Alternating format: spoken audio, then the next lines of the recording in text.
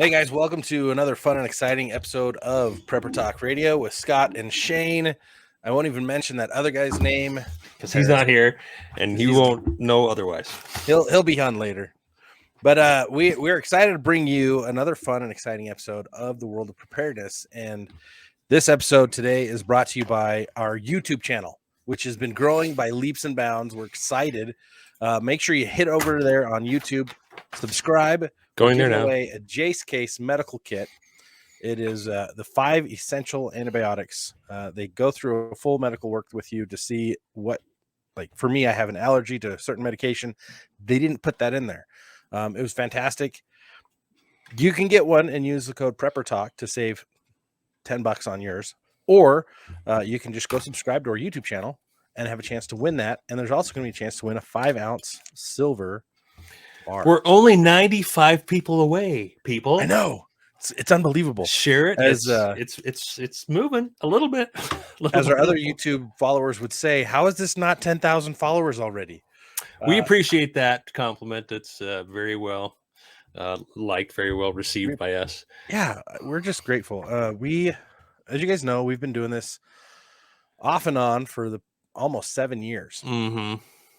And the whole purpose behind this podcast, what was once a radio show, was to help people get better prepared, help them get more confident, help you to understand what your options are in those disaster moments, right? There's the big ones, and we'll talk about that today, like earthquakes, EMPs. And then there's the not so big ones. Maybe your car breaks down and you're stranded, as well as the things like joblessness, right? You lose a job. How do you survive? These are the types of things you do to prepare for those. Like, perfect example right now, I cannot fully function at work because I had a back injury. Now, because of that back injury, I'm on restricted duty. I'm a delivery driver by day, superhero by night. I was just going to say. Every Wednesday night. And what's funny is like, I can't do everything I used to do right now because I'm on restriction, but also I just can't do it. So even at home, it affects us. And so I'm grateful for the things that we've got that help alleviate, number one, remove pain from my body. Number two, help fix my body.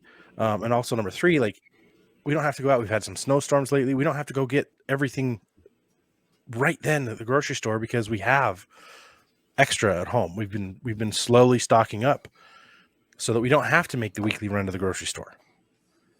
And so we're going to talk about a lot of those things tonight, and help you get a better understanding of maybe if something happens, what to do. So speaking of off and on over the years, we are actually coming up on our 1-year anniversary of being back. You know that date? It is March 5th. Just was looking it up here, March 5th, and we're March 1st when we're recording this here. So we are almost 1 year being back. Not broadcasting, but recording, and I guess broadcasting. But yeah, like Scott said, we were broadcasting AM radio for 3 years, and then Paris came. Scott was having your first, right? That was your first child. It was complicating the situation, right? So actually, it was my second child. It was your second? Okay, that's right. It was your second. Ossian was born. That's right. And what's funny is like we said we're gonna come back. We're taking a little break. And that break turned into 3 years. 3 years. And Paris comes along. He's like, hey, guys, go. Get it. Do it again. And we're like, And we're like, yeah, we really should. But it was a good I thing. don't know. It was a good thing. I'm happy about it. It's good to serve. Yeah, it's good. It's very good to serve. So it's been what an interesting learning journey for us to learn the technology behind podcasting, behind radio, getting better at interviewing people, getting better at keeping a conversation going on the air, and exposing the simple side of prepping, the practical side of prepping. It's not all doom and gloom. You know, this is so that you don't have so many rainy days in life. I mostly watch doom and gloom, I admit, on YouTube and other podcasts and such. But I've gotten past the point, I guess. I've advanced to the point of where I'm looking for more scenarios, I guess. So that's kind of what we're talking about today, is scenarios. and not just that, it kind of like the choose your own adventure type books that I had as a kid, right? Yeah, me I too. really like those. I would try and get in the worst possible situation I could when I'm going through the book. Like, okay, what's going to be worse? Not okay, how can I survive? What's going to be going to get me to my end, right? In those books, Pick your own demise. Is that what you were looking for? And more or less, yes. But it was an adventure regardless. So I like that word adventure. I think most people don't use that word correctly. I do not think it means what you think it means when people use the word adventure. Hey, let's go on an adventure. But I think an earthquake would be quite the adventure, don't you, Scott? Oh, it's my first earthquake. I was in California. I was living out there. I was single. I was free. I was young and foolish, and it was quite the adventure. My first earthquake. I was sitting on my bed, and the bed started shaking, and I was just like, "So, what was the first thing you did?" So that's what we're talking about. What is the first thing you did? What was the first thing you would do in an earthquake? The first thing I did was got excited because I'm like, "Ooh, earthquake!" Mm-hmm. And so I knew get off the bed and get against the supporting wall. And as I was getting off the bed, it stopped. So I crouched into the wall and I kind of waited there, and I'm like, nothing's happening. I'm like, oh, that was it. It was just a little tremor. Well, then a few months later, I had a 5.9, if I remember right, 5.9 or somewhere up there in Diamond Bar, California. And the epicenter was less than a quarter mile away from my office. And I was standing up in my office, walking to the door. When it happened, I just stepped into the hallway, and it just, boom, you just felt like this crack in the ground below. And then this boom, and then this shockwave came through. And just everything shaking. And again, I got excited. I was like, this is awesome. And everyone else is like panicked and running, and I'm all, what?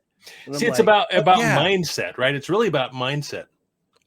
Being prepared for, you're ready for it. You have whatever you need, but also that mindset of like, and I think maybe some of us preppers get into that a little too much. Like, oh, here it is, here it comes, I'm ready. Wait for the crash. Let's blow it up, right? Well, it's like test my skills time. Yeah, exactly. I mean, I've done tornadoes, I've done tropical storms, I've done blizzards. See, I haven't done any. I've been broken down in the weirdest places. I've done a lot of those things. The joblessness, the unemployed, like those things I've done. Yeah, I've done so many. I guess I'm pretty lucky when it comes to prepping. Like experience. I'm the poster child for why you need to do this, right? Or one of, but I'd never done earthquakes, and so now I'm in earthquake central, Southern California, just outside of LA, and I'm standing in the hallway, and I'm like, I went for a door jam because at the time it was like they were just moving away and telling everybody to go to a load bearing wall instead of getting under a table or a chair, triangle or of safety. Yeah, and so I'm like, oh, I'm going to go to the door, and so I brace myself in the doorway. Really not the best place to be anymore. But I'm watching my employees all climbed under their desk. We had these big, thick, heavy duty desks, and I'm like, okay, that they're fine there. And I'm looking and I'm watching all the bookcases that we used as a dividing wall from the front entry and the foyer, and then the admissions staff. And there's like a big TV on one of them, flat screen, and that sucker swan dived off the top. And I'm just watching. At the time, it was like $1,000 TV, and I'm just watching that thing go. And I'm like, well, see you later. So flying across the room. The next thing is watch for falling objects, right? Yeah. Brace yourself, get yourself up against something sturdy, and then watch for whatever might fall. And that was adjust your position accordingly. Just stay where you stay immobile. Just stay in one spot. Because if you start moving around, then you've got the chance of tripping and rolling on debris. You've got the chance of being hit by something falling. Like if you stay where you are in one spot, you've got a chance of being safer. The statistics all back up. Stay in one spot. Move to somewhere safe. Stay somewhere safe. And it's just like if your vehicle breaks down or you get lost, you stay where you're at. Yeah. Yep. And so that was like, oh my goodness, I need to get better equipped on understanding this, because I was expecting roads to be destroyed outside because this is the biggest thing I'd ever been through. And I was like, oh no, it's fine. It's just like a 5.9, or maybe it was a 5.1. But it wasn't that bad. But then I went through like 6 or 7 more of those over the next 4 years. So earthquakes were just like, but the big ones, the 7 pluses, it's a completely different story and a completely different experience. So as a prepper, you need to be ready for it. So we'll ask Paris, what is, after you find a safe place up against a wall and you're watching for things falling, what's the next thing you would do if after an earthquake? What's the next thing in your mind that you would do?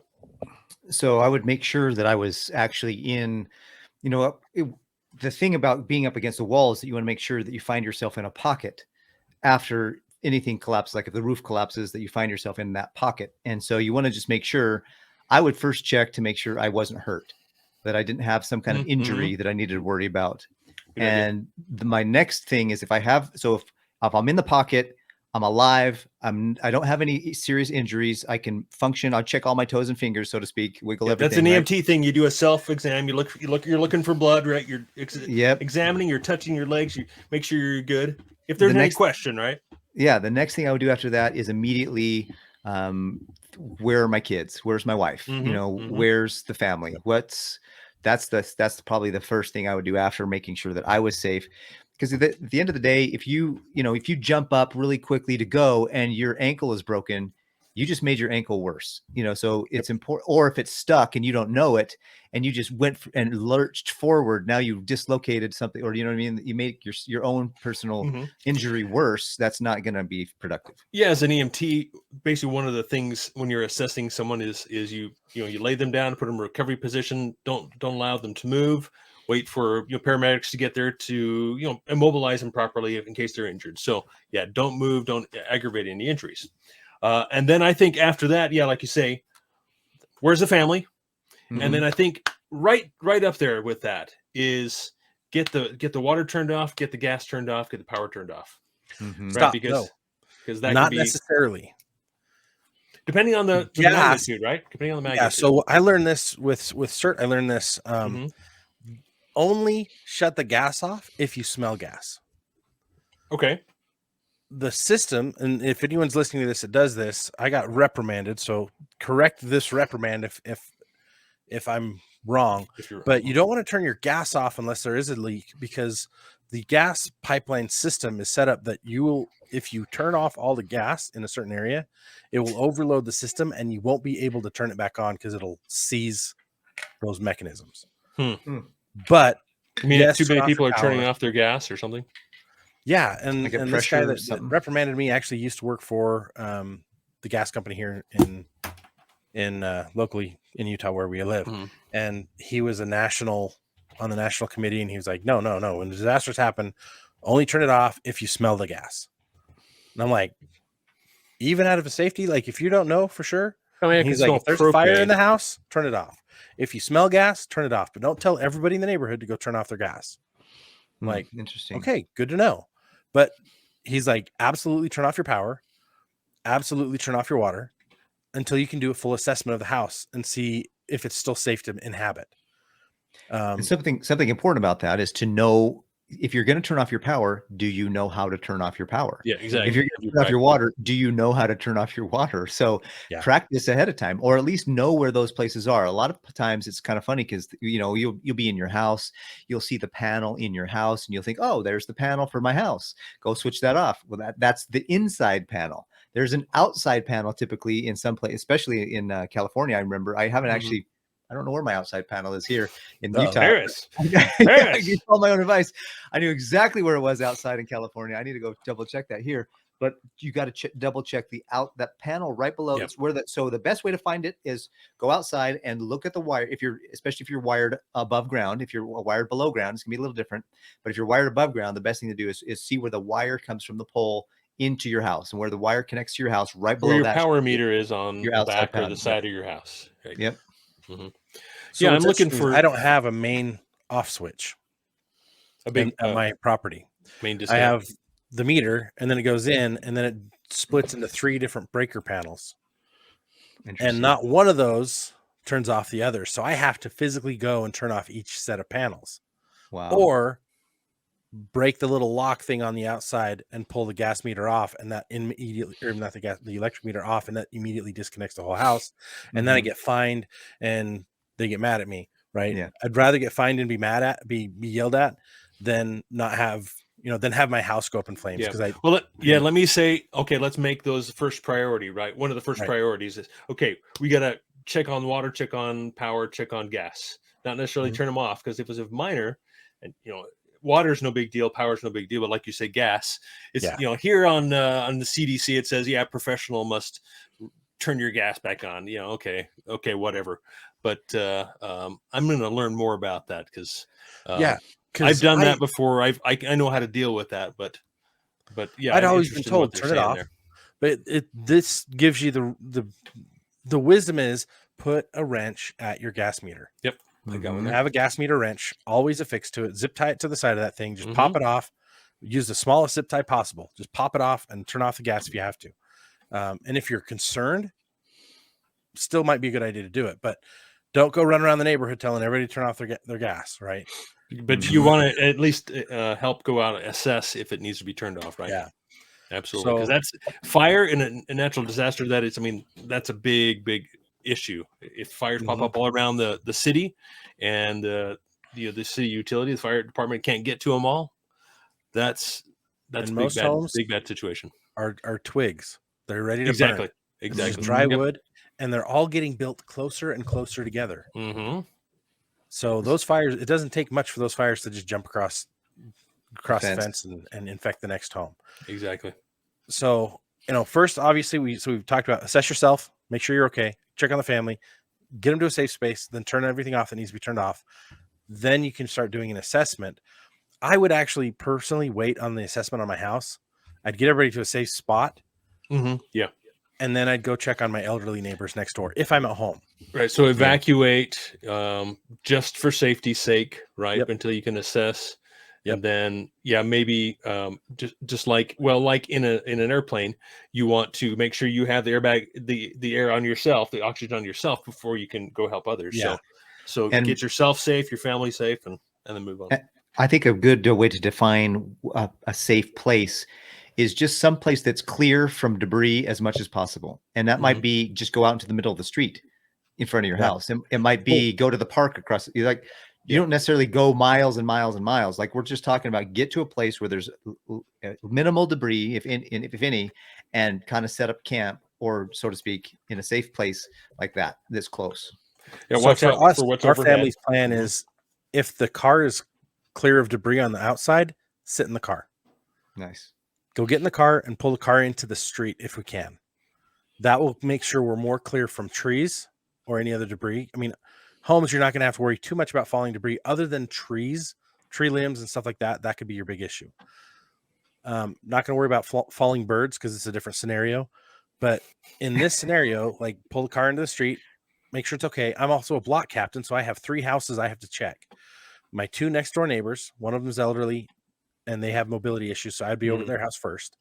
The other one is another fantastic prepper and amazing engineer guy. And then the other one is a younger family. So I would check my elderly neighbors first, my young family last, because they're very, very capable. They're very fit. They're good people. I would check my other neighbor because he's the next oldest. And then I would check my youngest family. Unless I saw flames somewhere. And then I'd make that priority number 1. That's a great point. Yeah, be aware, be situationally aware of everything that's going around, and then adjust as get to know make sure you know your neighborhood, and then jump and respond to what needs to be. Because sometimes you're going to have to do things out of order, right? If you have an order, you have a plan.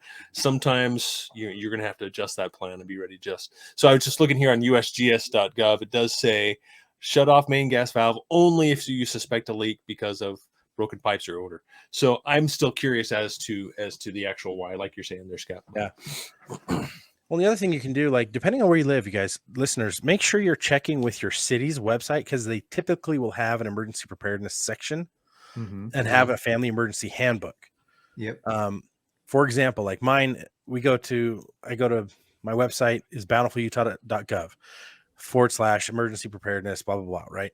I go there and they have a download the family emergency handbook, and it actually goes through the different things that if something happens, this is how you respond, which is great because they work with actual emergency planners who've gone through typically a master's level education to understand how to respond from a city level, right? But it also gives you the instructions on what to do at the family level. Number one, first and foremost, after you've done your assessment of yourself, go check on your neighbors. Communicate with anyone you can reach, because what if phone lines are down? What if your cell phones aren't working, right? What's your backup? What if it's the middle of the night? What if it's the middle of winter? Mm-hmm. And I think that's important to go to your. It's important to go to your city because the city's going to have a specific, like for example, for us, earthquakes, for California, earthquakes, for the Midwest, tornadoes. For Florida, it's hurricanes. Can there be earthquakes? Sure, the New Madrid fault line, is expected to go anytime, so that's going to be an earthquake issue for a lot of people that are more traditionally worried about tornadoes.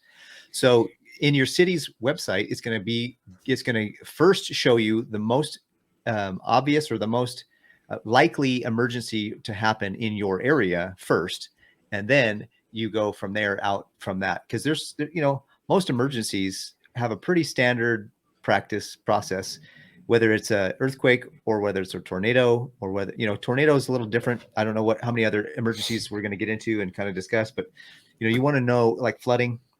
Some areas have flooding, or they're in flood zones, so you need to know where you are.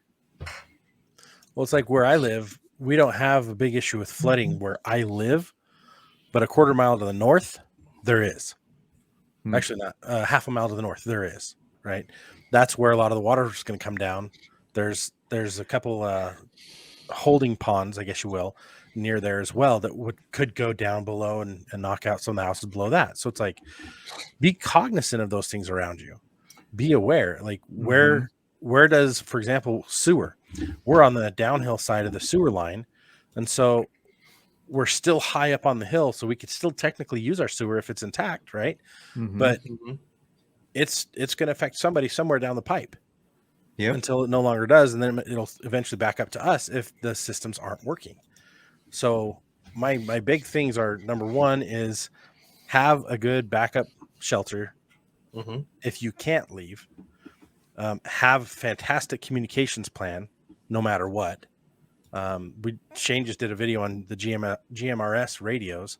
I'm about to make a purchase on those myself, because that's one of the things I've wanted to do. Like, as soon as I learned that you could go GMRS instead of having to go ham, I was like, hey, the app's what, $45.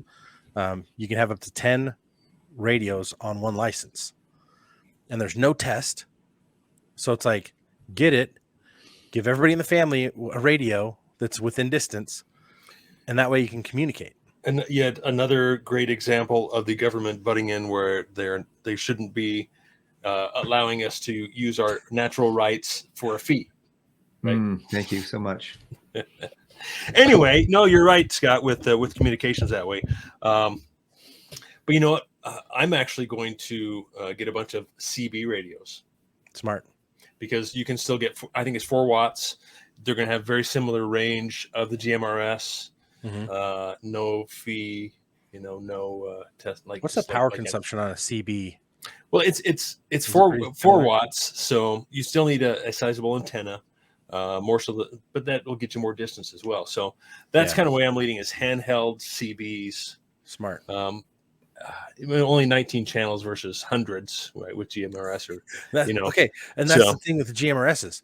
Test those out, pick the channels you want, and make sure everybody has a channel card that's waterproofed and connected to that radio. And backup channels in case that one gets flooded with the other people. Like, have like 6 or 7 channels listed, and what time of day you're going to use those to communicate to each other. But see, nobody uses CB anymore, so nobody's going to be on there, right?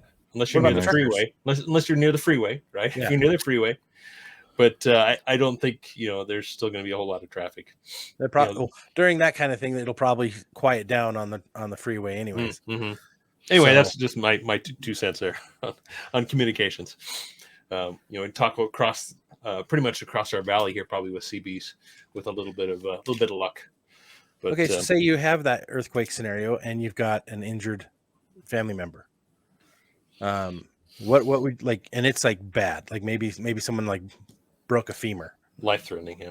Right, life-threatening situation. Go. What do you do? Well, that's going to be obviously, hopefully, one of the first things that you find, and then you need to start designating others to, okay, go turn the power off, go and do this or that, and then you obviously need to be prepared to attend to that. So if it is a broken femur, you're going to need to have a tourniquet nearby. You're going to most likely, possibly. And not that you want to have this, hopefully, but you kind of want to hope that it's a compound fracture so that you can know where it is. Versus an internal fracture and your internal bleeding, and now you're like, that's just not as visual. So it's important to first, the first aid is stop the bleeding. That's the first thing you want to do. And we're going to probably have an opportunity here to have some experts in first aid come on and talk to us a little bit about some of those things. And we had some great comments on our last video on first aid kits about that guy that he's a technician and military trained and all that. So that was kind of cool to see how his flow was. These are the things that you do. And that first thing was make sure to stop the bleeding wherever it is. And that's critical. And then if you're impaled, leave it. Don't pull it out. If you're broken and you can lift stuff off of it and get it to a place where you can be safer. Like if somebody's got a broken leg and they got a thing on them, you move it off and then move them to a safer place, because you don't want something else to fall and break something else in the meantime. So you got to move them as much as possible to a safe place, and you got to set the bone or put a splint on it. Do something where you can keep it from the mobility is the big issue. Yeah, you got to immobilize those things and then move them as slowly and as cautiously as possible to as safe a place as you can. Yeah, and of course that's always the hard part is, okay, generally you want to leave someone where they're at until the paramedics get there to do it correctly, right? So they're not injured. But if they're in a dangerous situation, you've got to know what you're doing. You've got to make a difficult call, possibly to say, we need to get them out of this structure that may collapse further. So it can be a difficult call to say, okay, we're going to leave them here, or we're going to get them out of here. And if they have a spine injury, something like that, a head injury, you don't typically want to move people. But what's worse, building collapsing on them, or if the building's on fire, or if the building is fire. Yeah. So that's something that's going to take some studying and on everybody else's part, mine as well, to know when to know that kind of triage is really what it is. To an extent, to know exactly what to do, and hopefully have a little bit of inspiration as well at the same time. So if you turn to page 149 of the Boy Scouts handbook, it talks about when to and when not to move somebody, and then it goes into how to move somebody. So for those of you listening, you want to know a little bit better what to do. This is one of the library books I think everyone should have. There's way more advanced. I have the first aid merit badge book too, but it's like, know how to do it before you get into that situation, and practice how to do it before you get in that situation. So for those of you listening, like, I want you to figure out what's my family's plan for an earthquake. If we're at home, if it happens during the middle of the night, and also if we're at work, and write those plans out and make sure everybody in the family knows how to do the plan and practice it. Right. Because there's other scenarios you're going to have to face too. We don't have a whole lot of time left in this episode, but let's jump to another episode. Let's jump to another scenario. Like one of my least favorites that's happened to me a couple times is being stranded. Like my car broke down. I was with a buddy. Our car broke down. We were 2.5 miles from home. Right. Say you're driving on your way for work. You're between cities. It's an hour drive either way to a city, and your car breaks down. You don't see anybody for miles. Well, this scenario can be extrapolated into 3 or 4 different ones. Like, what if there was a snow dump and you can't drive any further and you're stranded? What if you slid off the road and you're in a ditch? Your car's in a ditch, but you're okay. Like, there's a plethora of potentials here that this same scenario can really apply to. So this is a good one, I think. Yeah, and for me, I'm usually more than a couple miles away from home. If it's a couple miles, that's kind of an easy choice for me. Okay, you grab your coat, grab your bag, and you hoof it home, right? Worst case. But what if you're, I find myself a couple 100 miles from home sometimes. Yep. So we, a lot of scenarios, it could be an EMP or whatever that makes it impossible to get home otherwise. So that's when it becomes really life-threatening. This is good too, because how many people, I don't know what the number is, but I just remember it was a way bigger number than I was expecting. How many people died being stranded in their car in the Northeast this last snowstorm, or a couple snowstorms ago? Upwards of 20 or so. Yeah, it was like 25, I thought. So like, if you're stranded in your car, please don't be the guy that's going to freeze to death. Well, there's no reason to have an empty trunk. There's no reason, your vehicle is not going to notice 100, 200 pounds of additional gear in the back of your vehicle in the trunk or whatever. It doesn't take up that much space. No excuses. And usually you can get to trunks from inside the car. Yeah. Like, yeah. And exactly. If you have a bag, it's not going to take up that much space or that much weight. Or you can throw a ton of stuff in a bucket. Like I've got tons of stuff in here. So you can do duffel bags. You can do all kinds of stuff. But like, one of the things I just recently had an aha experience with Marcelo over at the Food Storage Depot. He was doing his classes. He does some fantastic classes. One of his classes, he was talking about how a lot of people will put stuff in their car and then they'll put everything else on top of it, and you can't get to it in the emergency, or you have to unload the whole car. And so he started putting everything in slim boxes or containers, and then he put a net across one side of the back of the SUV and another net on the other side, so he could just slide it into the net. It was always out of the way, but it was always accessible because nothing was on it. And I was like, excellent. That's brilliant. I'm like, I'm going to redo my Sequoia. The back of the SUV is going to get remade. It's going to be beautiful. No lipstick, no makeup. It's just going to be the essentials. Get it fixed, and get it fixed now. Well, yeah, I think a tote is a great way to go. There's all different sizes of totes, or just even a shopping bag, the kind of hard-sided shopping bags that stand up and just have to keep easy access to it and easily divide up the areas in your trunk. So you, like you say, so it's just not a junk pile and everything's piled on top of each other. Their organization is obviously really important. We talked about that, previously. Being preppers, you got to be organized. Yeah, I think a couple important things. If you break down on the side of the road, if it's something that you can fix, if it's at nighttime, if it's at daytime, there's all scenarios. So I actually got, I don't know if they're still available, but I got these lights that flash, the red lights, and they're magnetic, so you can stick them on the side of your car. So if I break down at night, I can have at least be noticeable because oftentimes, let's say you are stuck on the side of the road and you can call your towing service, or you can call, because everything works on your phone. It's just you broke down. Well, you can, if you're calling a towing service, invariably it's going to take an hour or two for them to get there, and you don't want to get hit by some other random for not seeing you on the side of the road. So it's important to have, maybe if you don't have the light, maybe get one of those cones. I think they have the foldable cones. Flares.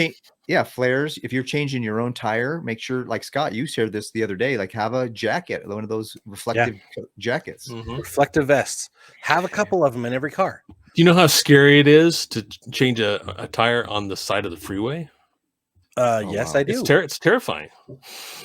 It can be extremely terrifying. I've had to do it twice. The one that was the most scary was when it was snowing, and it was here in Utah, because you don't know if someone's going to slide out all of a sudden and hit you. The other thing is I've seen this a couple times. I don't know how true this is, but electric cars, if you completely run out of juice, can your flashers even still work? No, if you're completely out, no. Yeah. But it doesn't take much to power flashers. But like, hey, if the battery completely dies and you're stranded, like, you need to have something else that's going to notify everyone that you're not moving, especially if you're in the way. Yep. Yeah, they have the foldable triangles. You can easily put it together a truck kit where you've got flares, foldable triangles, like you see those flashing lights on the side of your car. I've got a couple of those as well. My concern is they're not terribly bright. Flares are crazy bright. And you look at the police officer lights; they'll blind you by looking at them. The little reflect. If it's a very dark night and you're not in city lights and you've got very little ambient light, it'll make a big difference. But one thing you got to consider all that. One thing that I've really brought home for me is that I used to wear these slip-on shoes that were comfortable. And I realized that if I get stuck or stranded and I got to push my car somewhere, or even if I'm trying to jump out of my car because somebody else got stranded, I'm going to help them push a car.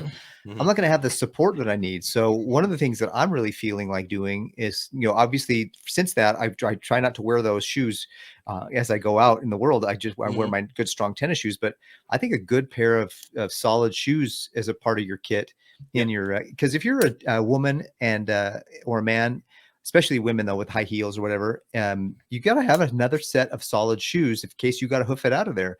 I mean, if you're a man and you got your loafers on because you were at a business meeting, you're going to be more pain than you with blisters and other things if you got to hoof longer than a mile or so. My kids, they obviously think I'm nuts sometimes. When we go somewhere, I'm like, "Where's your shoes? Where's this? Where you got to have a jacket." I don't need a jacket. It's warm. What if we have to walk home? Like, Dad, seriously? No, I'm serious. What if we go 50 miles away? We got to walk home. Are you prepared to walk? Do you have the right shoes? Do you have good socks? Most of the time, I'm not wearing socks. Have a jacket.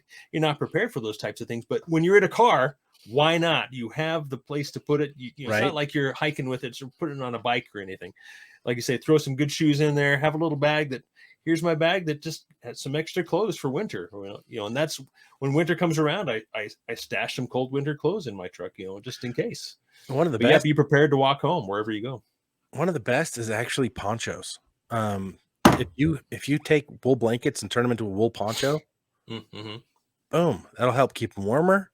It'll help keep it'll shed a little bit of the water, but even if it's wet, it's still going to keep them warmer. I have an alpaca poncho, Scott. Did you get an alpaca poncho? I do. Awesome. I'll go get it during the break and I'll show you my alpaca poncho. From Peru. It's from Peru. It's very nice. Yeah. It's not super soft, I didn't want to get the really soft one. I want something that I can actually use and durable, right. It's awesome. I get cold, I just put it on, sit on the couch and see, this is the thing. I have friends, I tell them my dreams and then they go live my dreams. Scott wants to have an alpaca ranch. I want an alpaca ranch and I want my own alpaca fiber socks and clothing. Make your own clothing and exactly. I mean, speaking of that, I have a wool blanket. Since I've learned all that, I put a wool blanket in every car, in every trunk. And I think that's critical. Not just a wool blanket for warmth, but I also have I used to put, and I need to double check because I think they're really old and gross and probably drained out somehow or evaporated. But I used to put a whole case of water in every trunk because you can go without food for a while. You can go without food for a couple of days if you got to hike, but you cannot go without water. So that's the one thing that if you're going to skimp on something in your trunk, and there's no reason why you shouldn't put a couple power bars or maybe even those what are those wafers, the emergency preparedness wafers that you can buy? Daytrex ration bars. The ration bars. About the Daytrex bars, there's one that's actually the SOS is Daytrex does better.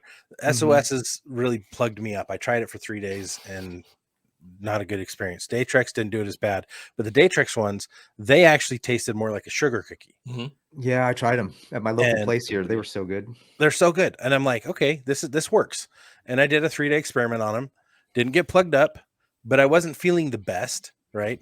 It's enough to more than anything. It's a psychological advantage because you're like, oh, I've got something in my stomach. I can keep going. Right. But yeah, absolutely. Definitely the water. Yeah. I keep a 5-gallon jug in all my vehicles. Oh, there you go. That's good. Yeah, and of course I try to remember to change it out every 6 months or so. That's sweet. That's awesome. Yeah, whether it's winter or summer, you can get just as dehydrated in the winter as you can in the summer. So, and maybe your radiator, maybe you blow a whole hose and you lose all your fluids. That's happened to me before. Lost a hose, lost all my fluids, couldn't drive, had to wait for some help. If I had 5 gallons, I just pour it back in, make the connection, and I drive back off again. So again, no reason to not go heavy.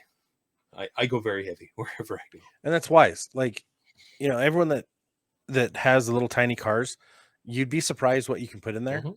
Even if you've got the big car and you can go heavy, like there's a ton you can put in there that doesn't take up much space. One of the best things that I found to help keep you warm on cold times is it's a bivy bag. Basically, it's a Mylar type bag that you climb into. It's got the reflective, the whole thing. I actually used that when we did the Ready Man Challenge, and I slept in it. It's more durable than just a regular old space blanket, right? Yeah, it's like a space sleeping bag, but yes, because it wraps all the way around you. It's a wraps sleeping all the way bag. around you. It contains the heat. The problem I had is I got too warm. It keeps your moisture in too. You get a little sweaty and moisture. So I popped a couple holes in there to let the moisture out because I got too warm and I started sweating. And I was like, oh, this isn't good. And it was like 3 a.m. and I'm like, my back's getting cold. And then we were ambushed. I'm getting wet. So I were rolled ambushed over by the other team, and yeah, you got ambushed. Keep eliminated. But I'll tell you, that thing kept me toasty all night long. So those are great things to have as well. But you also got to remember, you got to worry about your layers. You got to worry about your water. You got to worry about your first aid, no matter what scenario you go through. So here is you prepare for one of these scenarios, and it'll knock out a lot of the issues that you would have for the other scenarios. Absolutely. They apply across the board. Now, we've talked about this before, where I tried to do a 50-20. It's been 3 or 4 years now. I couldn't do it. I couldn't walk 50 miles. The bottoms of my feet froze up, and I couldn't do it. It was not possible for me to do it. It's not like I was walking fast. We weren't running. I got to mile about 28, and I couldn't go any further. I really thought I could walk 50 miles, but it was much harder than I anticipated. How long did you give yourself? 20 hours, 50 miles in 20 hours. Oh, okay. I did about, I can't remember, it was about 28 miles and how heavy was 12 hours or so. I did have a backpack with some gear, 5 to 10 pounds at most, not much. Okay. But so since then I've decided, I'm going to, if I do get 200 miles away from home, it's going to take me a long time to get back. Yeah. So I put a folding bike in the back of my truck. So smart. And so I could be home in a day, with a folding bike. Nice. I can do 50 miles in 12 plus hours on a little teeny folding bike. That is so and carry some stuff on there as well, and so. But again, I think I need to practice that still too. I think it'd look pretty silly riding around 50 miles on this little folding bike, but it may be worth a try. You'll be glad you tried it. One of the books that I love, and I talk about this all the time, is Angry American, Chris Weatherman. Angry American, his Going Home series, and it's an EMP scenario, so it's a lot like your car breaks down right in the middle of nowhere. Mm-hmm. He's on a business trip driving, but he's got his get home bag, and the whole story, that whole first book, is him getting home to his family after an EMP. Then it gets into the next book and the next book and the next book, and it's like, okay, now that he's home, how does he reinforce his community? How does he work with everybody to get back to as much normal as you can with no power, right? How do you deal with the unsavory people that are now part of your life that are trying to steal and trying to take, your rights and your resources? I think it's the way he writes and some of the stuff he talks about. He actually gives you a lot of really good advice in the books. So I would check those out if you guys like, post, dystopian type books. I love them. 1 second after. So 1 second after is another good one. Mm-hmm. But yeah, hop in there, guys. Like have some fun with books. Learn, go home. Here's the takeaway from today. Sit down with your family, write down your plan. If you're a single person, you have no kids, no wife, no husband, whatever your situation is, what about your animals? What are your scenarios, depending on where you are and what you're doing? How are you going to get out of it? Write it all out and then read it again the next day and see if that makes sense to you. Because you might go, oh, that was kind of a bad idea. Or, oh, that I could have done this better. I would change this. And create a plan for each of the major scenarios that you're concerned with. Because as preppers, we're not fearful. We're not afraid of things. We're concerned. And so we create a solution so that we don't have to worry about it anymore. Yep. One of the big things I'm doing right now, in fact, is going through a list of all the things that I want to have in my car kit for such a very scenario like we've talked about. And I want to have not just in my car, but my wife's car and my daughter's car. And I want to make sure that we have 3. So I got to buy everything times 3 so that it's in every car. Mm-hmm. And that could be expensive. But you know what? What's more expensive? Is it more expensive to have an accident or to have a injured, dying, dead relative? Or is it more expensive to put a couple $100 into a kit that's going to make sure that they survive long enough that somebody can get to them or they can get to somebody? That to me is way less expensive. Like there's going to be a cost no matter which way you go. So make sure you use the most effective, efficient cost first and pay that, because you're going to pay a price. But that's one of the things I'm going through. Like I definitely want to winterize this winter. I've kind of thought about what if I got stuck somewhere? And I would not have been able to make it. So for sure, it's summertime and next winter, and maybe have a kit for summer and a kit for winter, and make sure you're rotating them. But for sure, I'm going to put together a kit for next winter, and I'm going to be ready, and I'm going to feel much more confident, much more prepared for next time. Yeah, and don't forget, recovery equipment, traction boards, maybe chains for your vehicle, air compressor. I find that a lot of people don't even have jumper cables, in their vehicles. And I think more people than not, they don't have any in there. And for me, that's an essential item. I mean, you can get those portable ones that will jump your car for you. Yep. You don't even have to have I got one of those as well. Yeah. Right. I saw those at Costco the other day. I was like, oh my gosh, I need to buy 3 of those. We use those for work all the time. We've got 2 or 3 of those, and just roll them out. It's essential. Yeah. Vans break down. I jumped the 4Runner. Battery was absolutely dead, and I have one of those from Costco or Paris. And battery was dead. It would not beep. We turn the key, no sound, absolutely dead. In 3 cycles of that charger, I was able to start the 4Runner, which I was very surprised. Awesome. I thought if it's dead, I'm going to have to go plug it in or something, but it worked. Oh man, they're great. Worth their weight in gold. They even have those portable air compressors now that you can have. Shane's got those. Yeah, I bought a bigger one for my garage, and I thought, man, I need a smaller one in case I'm out and about and I need to replace. Throw it in the car. Yeah, absolutely. And make sure it's not one that just only will charge off of the lighter adapter in your car. Have one that has a plug as well, because you can have a battery bank in the back of your car and get power there. If the car dies, if there's no battery juice and any other options, you've got to make sure you've got a way to use that. And if you're in an electric vehicle, make sure you have a gas generator in the trunk to be able to charge your. Have you seen that? Yeah, I saw that. The lightning that was stuck on a corner had a generator in the back of the truck. Yeah, and had the cable going around, and the guy was like, "You just can't make this stuff up, guys." I saw that. That was funny as heck. Gas vehicles are the way to go. Gas vehicles or diesel or gas. Well, guys, I want to thank everyone for participating in today's show. Paris, we're glad you were able to join us about midway. Listeners, make sure you get your plans together. This has been another fun episode with Prepper Talk Radio. In the meantime, between listening to these, make sure you hop on over to our YouTube channel, hit that subscribe and follow. We do go live every Wednesday at 6 p.m. Mountain Time, and we would love to have you there and join in the conversations, because together we can learn more. And until next time, stay ready-minded. We'll catch you on the next episode. We'll see you.